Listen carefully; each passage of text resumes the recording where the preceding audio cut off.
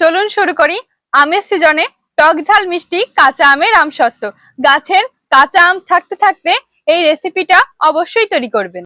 এবার আমগুলো কেটে সিদ্ধ করে নেব। এখনো কিন্তু আমাদের গাছের আমগুলোই আঁকি হয়নি। আপনাদের যাদের যাদের আম গাছ আছে অবশ্যই কমেন্টে জানাবেন। আমের কষ কিন্তু খুব ভয়ানক, হাতে লাগলে চুলকা যায়, আবার মুখে গায়ে লাগলে ঘা হয়ে যায়।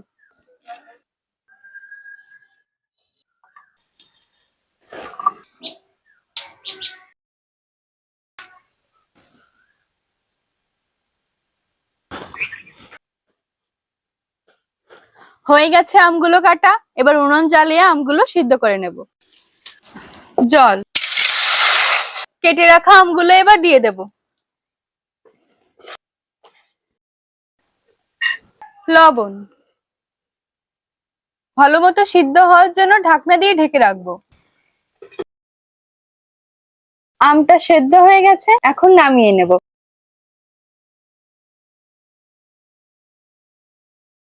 আমসত্ত্বটা বেশি সুস্বাদু করার জন্য আমরা কিছু মশলা ভেজে নেব। গোটা ধনেগুলো ভাজা হয়ে গেছে, এবার নামিয়ে নেব। এবার জিরে ভেজে নেব। জিরে হয়ে গেছে, নামিয়ে নেব। সামান্য পরিমাণ পাঁচফোড়ন ভেজে নেব। পাঁচফোড়নে সুন্দর একটা ঘ্রাণ ছেড়ে দিয়েছে, এবার নামিয়ে নিচ্ছি। আমসত্ত্বটাকে ঝাল ঝাল করার জন্য শুকনো লঙ্কা ভেজে নেব।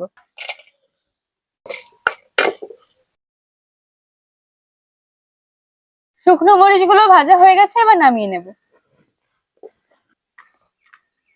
এবার ভাজা মশলাগুলো শিল নোড়ায় গুঁড়ো করে নেব। এই মশলাগুলো দেওয়াতে সুন্দর একটা ঘ্রাণ দেবে। মশলাগুলো গুঁড়ো করা হয়ে গেছে, এবার নামিয়ে নেব।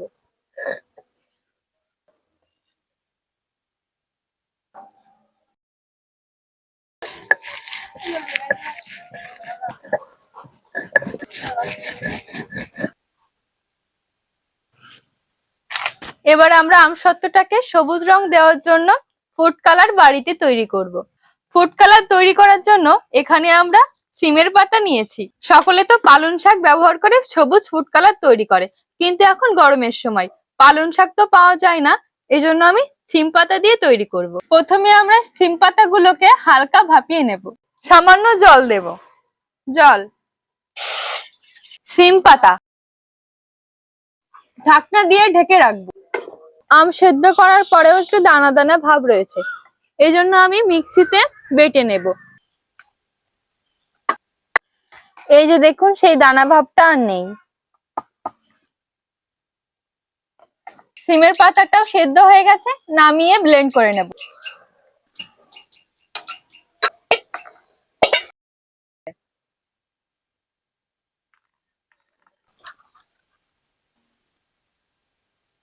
সিম পাতার রসটাকে জ্বালিয়ে নেব, তাহলে রংটা আরো গাঢ় হবে।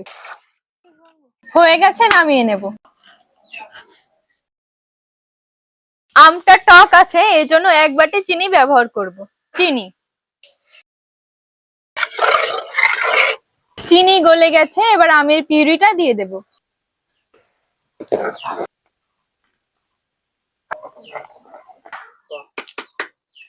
এবার আমাদের তৈরি করা ফুড কালারটা দিয়ে দেব।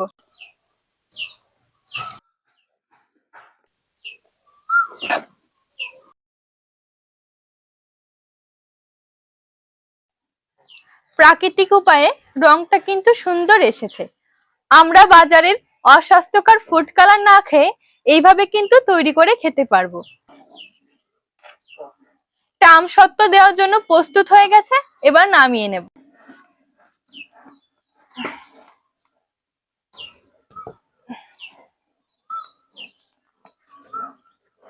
এই যে দেখুন, সত্যি কিন্তু সুন্দর একটা রং এসেছে। এইভাবে রং বানানোটা আমার মা শিখিয়েছে, আর আমার মাকে শিখিয়েছিল আমার দিদা। এবার সেই গুঁড়ো করে রাখা মশলাগুলো দিয়ে দেব। আমি আমসত্ত্ব দেওয়ার জন্য এইরকম একটি থালা নিয়েছি। এবার তেল ব্রাশ করে নেব।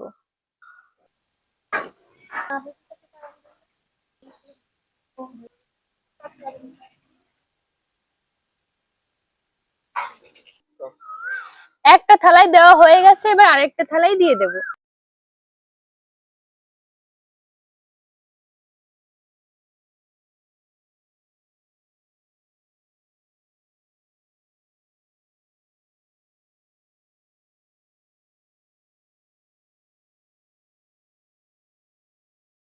আমাদের আমসত্ত্ব দেওয়া হয়ে গেছে, এবার রোদ্রে শুকিয়ে নেব।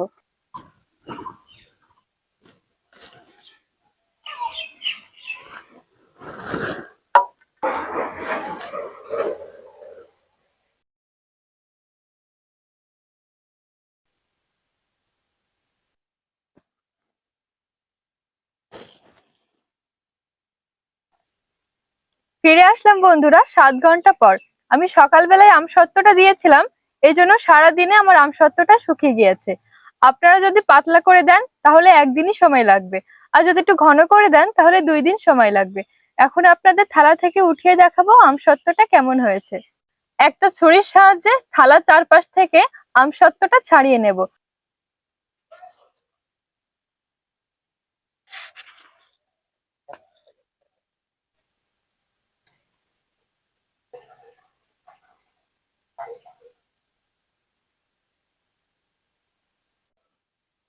তেল দেওয়ায় আমসত্ত্বটা খুব সুন্দরভাবে ছাড়িয়ে গেছে। এখন আপনাদের খেয়ে জানাবো কেমন হয়েছে।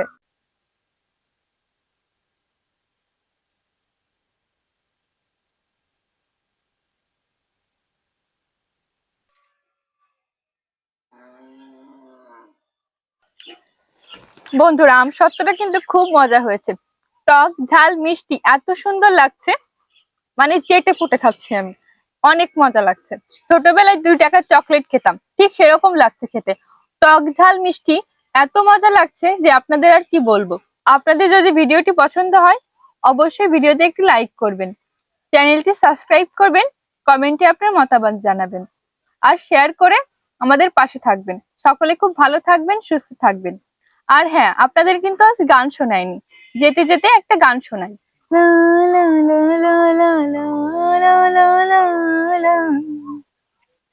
কিছু পরে দূরে তারা জ্বলবে, হয়তো তখন তুমি বলবে, জানি মালা কেন গালে পরালে গো বন্ধু, এই সুন্দর স্বর্ণালী সন্ধ্যায় একই বন্ধনে জড়ালে গো বন্ধু। আপনাদের যদি আমসত্ত্বের ভিডিওটি পছন্দ হয় অবশ্যই ভিডিওতে একটি লাইক করবেন, আর আমার গানটি কেমন লাগলো অবশ্যই কমেন্টে জানাবেন। সকলে খুব ভালো থাকবেন, সুস্থ থাকবেন এবং সাবধানে থাকবেন। আর হ্যাঁ, বাঙালির গন্ধটা বুকে নিয়ে সর্বদা জীবনটা উপভোগ করবেন। ধন্যবাদ। এখন আসি, টাটা।